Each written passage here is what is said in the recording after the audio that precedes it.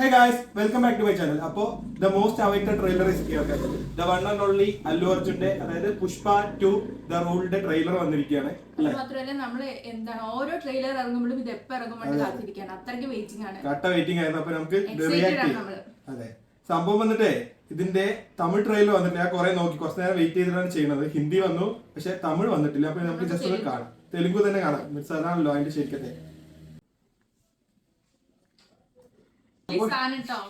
Trailer ഇതപ്പോ just കാണുന്നുള്ളൂ. ഒരു രക്ഷയില്ല സാധനം. എന്ത് സാധനം ഇറക്കിയിരിക്കണ്.